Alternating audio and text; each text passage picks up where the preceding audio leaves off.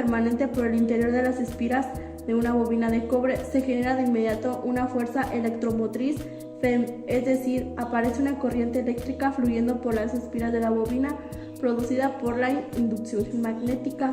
El imán en movimiento, si al circuito de esta bobina le conectamos una segunda bobina, la corriente al circular por esta otra bobina crea a su alrededor un campo electromagnético, capaz de inducir a su vez corriente eléctrica en una tercera bobina sin que exista entre ambas ningún tipo de conexión física o eléctrica.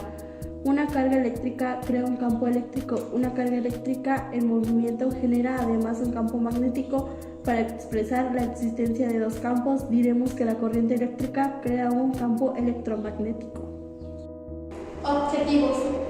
¿Cuáles son nuestros objetivos? Construir nuestro horno de inducción didáctico, comprender y explicar el funcionamiento del horno de inducción, observar la aplicación de la ley de Faraday y la transformación de la energía, y resaltar la importancia de este descubrimiento en el desarrollo de la humanidad.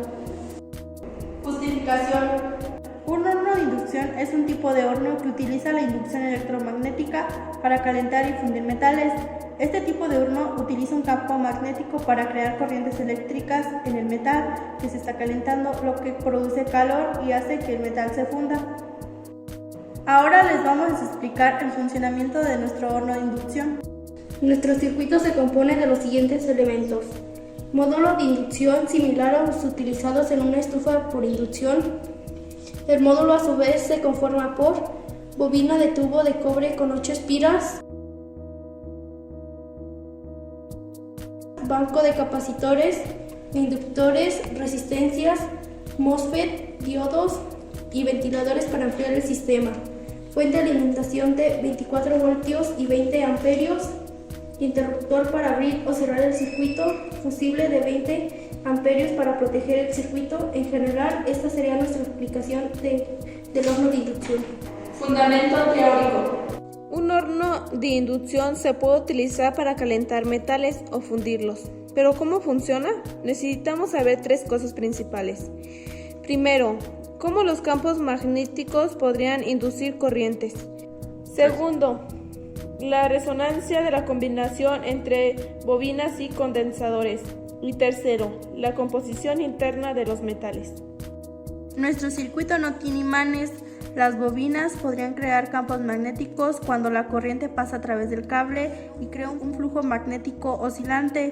Y en nuestro módulo de inducción, una bobina internamente está creando un campo magnético oscilante muy fuerte. Pero ¿dónde está la segunda bobina? Seguro te estás preguntando, el metal no parece una bobina, pero en realidad dentro del metal hay muchos bucles cerrados y la corriente podrá fluir como una bobina. Y estos se llaman corrientes de Foucault. Si inducimos corriente suficientemente grande y el metal tiene alta resistencia, este proceso dará como resultado el calentamiento del metal, porque los electrones irán de un lado a otro muy rápido. Resultados. Conectamos el sistema. Encendemos el horno. Introducimos el cúter.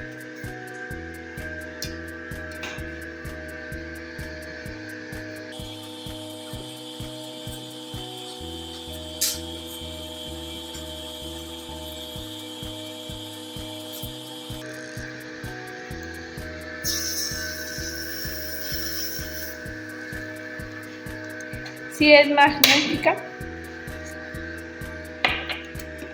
vamos a ver qué sucede con la madera.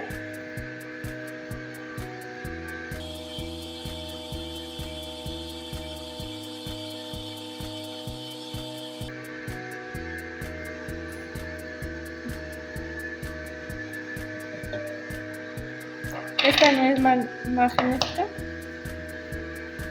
Vamos a ver qué sucede ahora con una salchicha.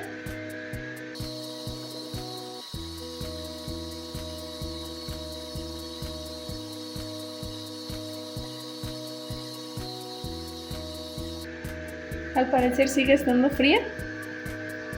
Le pondremos un tornillo.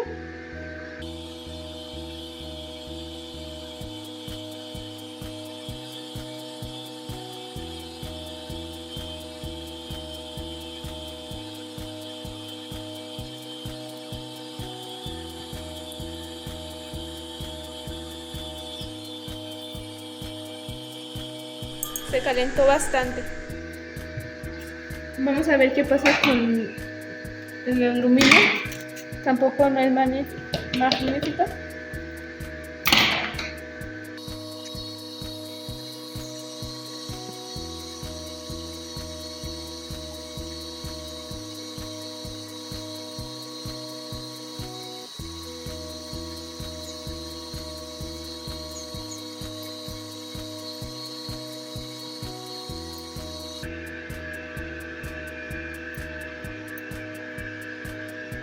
Se calentó bastante.